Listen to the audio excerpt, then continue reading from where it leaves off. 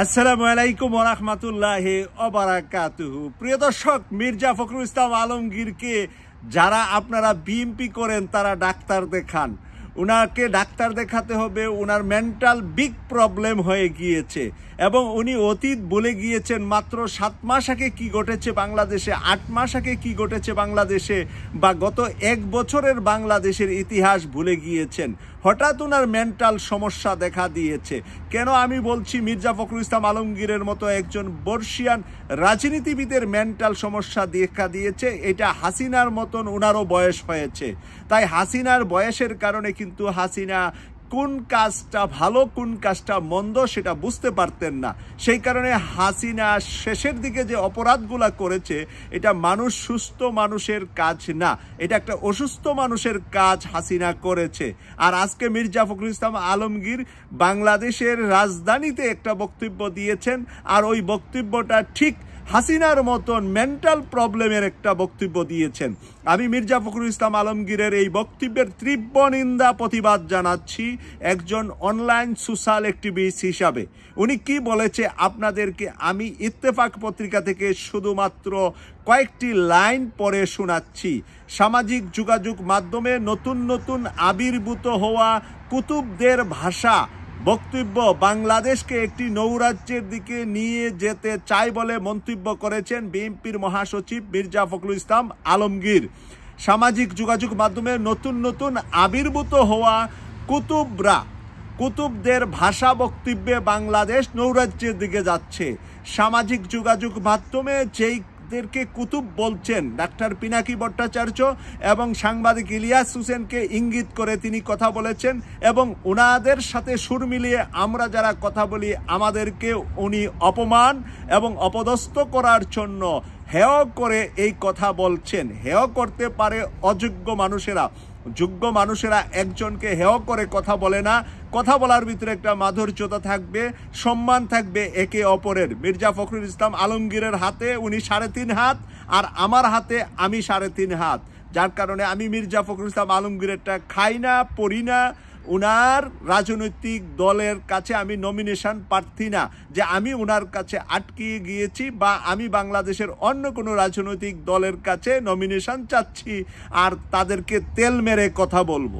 যখনই সত্য কথাগুলা ডাক্তার পিনাকি ভট্টাচার্য, সাংবাদিক ইলিয়াস হোসেন তুলে ধরছে, বাংলাদেশের বিভিন্ন জায়গায় বিএনপি এবং ছাত্র দলের 2 দিন আগেও আমি দেখলাম একটি ছেলে 2 গ্রুপের সংঘর্ষে নিহত হয়েছে। প্রিয় দর্শক, বলেন এই পর্যন্ত গত 8 মাসে তারা নিজেদের ভিতরে নিজেরা সংঘর্ষ করে কতজন মারা গিয়েছে। এই বিষয়টা আপনারা নাম্বারটা উল্লেখ করার জন্য আমার অনুরোধ থাকবে।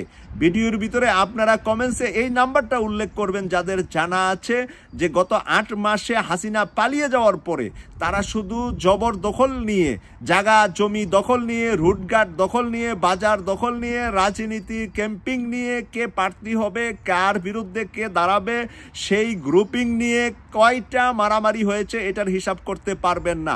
মারামারি হয়েছে হাজার হাজার, কিন্তু মারা গিয়েছে কয়েকজন, এবং সেই কয়েকজনও একেবারে অল্প না, সংখ্যাটা অনেক বড়। তাহলে রাষ্ট্রীয় ক্ষমতা আসার আগে আপনার দলকে আপনি গুছাতে পারছেন না। আপনার দলের প্রধান নেতা বর্তমানে লন্ডনে অবস্থান করছে বেগম খালেদা জিয়া, তার বাড়ির সামনে থেকে বালুর ট্রাক আপনি সরাতে পারেন নাই।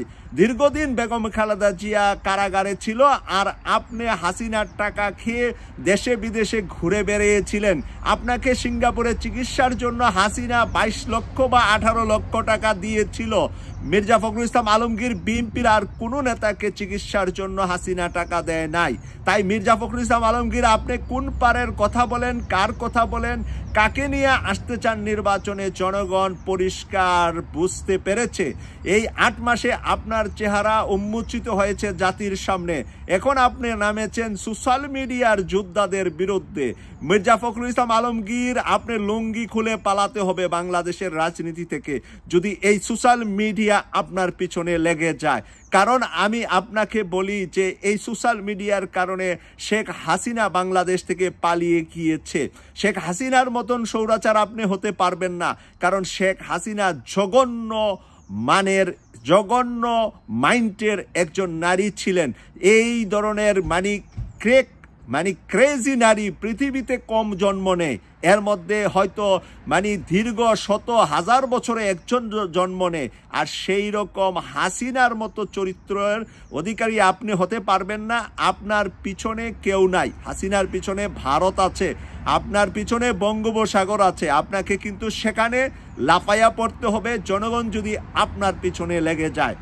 প্রিয় দর্শক, আমি বলতে চাই ডাক্তার পিনাকি ভট্টাচার্য আর সাংবাদিক ইলিয়াস হোসেনের অবদান ছিল কি ছিল না 26শে জুলাই বাংলাদেশকে মুক্ত করতে, 26শে জুলাই জনগণকে রাস্তায় নামাতে তাদের অবদান কতটুকু ছিল। আর সেই অবদানওয়ালা ব্যক্তিদেরকে এইভাবে কুতুব বলা, কুতুবদের ভাষা বক্তব্য বাংলাদেশকে একটি নৈরাজ্যের দিকে নিয়ে যাচ্ছে। কুতুবদের ভাষা বক্তব্য। এর আগে কিন্তু সেনা প্রধান ওয়াকারুজ্জামান ঘুরাইয়া ফিরাইয়া সোশ্যাল মিডিয়ার কথা বলেছেন। ওয়াকারুজ্জামান বলার শেষে কি হলো? শেষে হলো যে আওয়ামী লীগকে ফেরত এনে আওয়ামী লীগকে নির্বাচনের প্রস্তাব দিয়েছে। ঠান্ডা মাথায় দিয়েছে, হালকাভাবে দিয়েছে তো দেয় নাই তো, সেটা তো অস্বীকার করে নাই সেনাপ্রধান।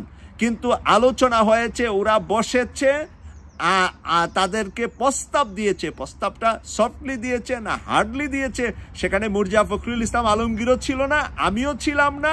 সেখানে হাসনাত আবদুল্লাহ ছিল, সারজিদ আলম ছিল, আর সেনাপ্রধান ছিল।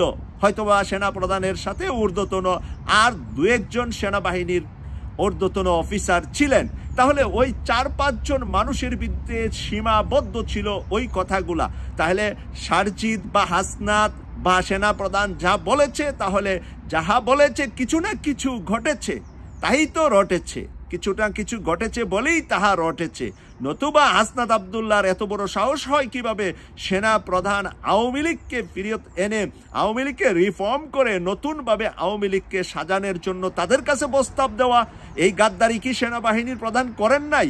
করেছেন। কিন্তু করে আবার তিনি গতকালের বক্তব্যের ভিতরে ফিরত এসেছেন, দেশপ্রেমী হওয়ার চেষ্টা করছেন। সেনাবাহিনীর সদস্যদেরকে তিনি বলেছেন যে দেশের স্বার্থে দেশের মঙ্গলে সবাই যেন ঐক্যবদ্ধ থাকে। ওয়াকারুজ্জামান ভালো করে জানে ওনার পিছনে যারা চাকরি করছে সেনাবাহিনীতে, এর 95% সেনাবাহিনী দেশপ্রেমী।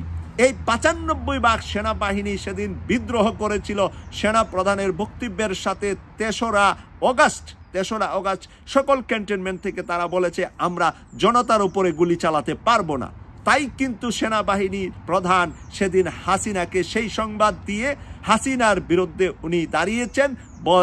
আসলে হাসিনার বিরুদ্ধে নয়, হাসিনাকে বাঁচিয়ে দিয়েছেন সেনাবাহিনীর প্লেন দিয়ে, সেনাবাহিনীর হেলিকপ্টার দিয়ে, সেনাবাহিনীর সর্বোচ্চ সহযোগিতা দিয়ে জানে বাঁচিয়ে দিয়েছেন। নতুবা মানুষ কি করতো সেদিন আর বলা লাগবে?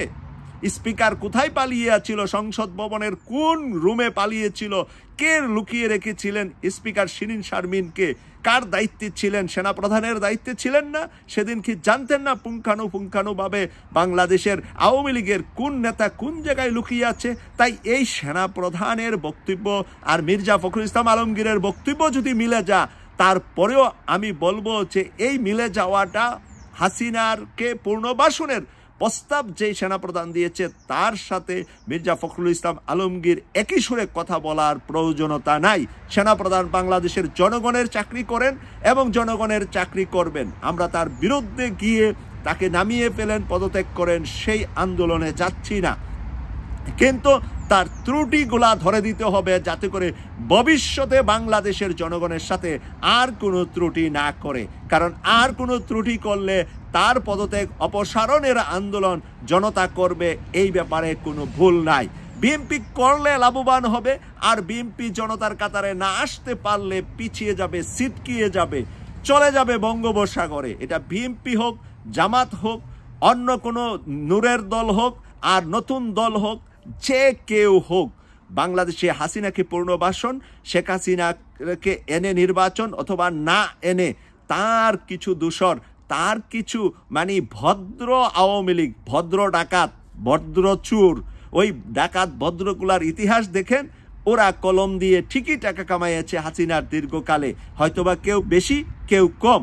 ওই কম ওলাদেরকে সামনে এনে আবার হাসিনাকে পুনর্বাসন করে এরপরে বাংলাদেশের মানুষদেরকে ডিসমিস শেষ করে দেওয়ার জন্য যে মহাপরিকল্পনা ভারত এঁটেছে, সেই মহাপরিকল্পনা বাস্তবায়নের দায়িত্ব এখন দেখা যাচ্ছে সেনাপ্রধানের চাইতেও বেশি পড়েছে বিএনপি মহাসচিব মির্জা ফখরুল ইসলাম আলমগীরের উপরে।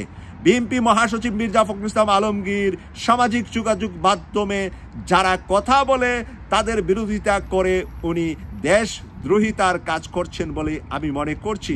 কারণ দেশপ্রেমী হলো তারাই যারা সামাজিক যোগাযোগ মাধ্যমে জনতাকে মাঠে নামিয়ে 5ই অগাস্ট স্বৈরাচার হাসিনাকে বাংলাদেশ থেকে পালিয়ে যেতে বাধ্য করেছিলেন এবং 32 নম্বরে 5ই ফেব্রুয়ারি বোলডোজার পাঠিয়ে ধ্বংস করে দিয়েছেন।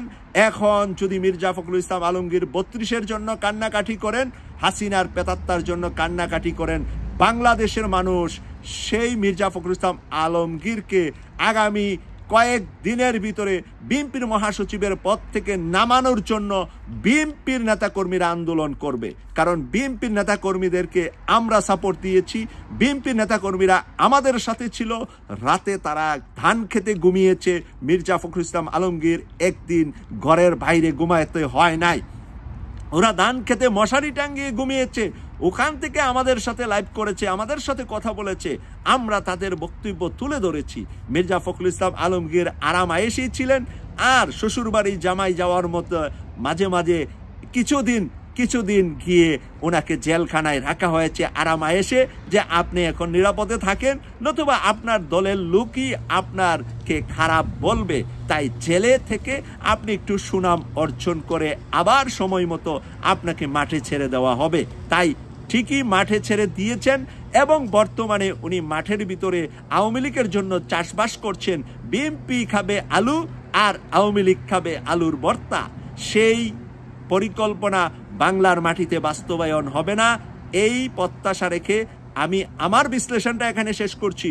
আমার পক্ষে বিপক্ষে দুদিকেই মতামত দেওয়ার অধিকার আছে আমার প্রিয় দর্শকদের। আপনারা কমেন্টস করে লিখবেন আমার ভুলটা কোথায়, আমি শুধরিয়ে প্রয়োজনে আবার ভিডিও বানাবো। আর যদি মির্জা ফখরুল ইসলাম এর যে সমালোচনা আমি করেছি তা সঠিক হয়, তা অন্তত সঠিক লিখে আপনার মন্তব্য আপনি লিখে যাবেন, এই প্রত্যাশা রেখে বিদায় নিলাম। আমি সৈয়দ মাসুক, লন্ডন থেকে। আল্লাহ হাফেজ।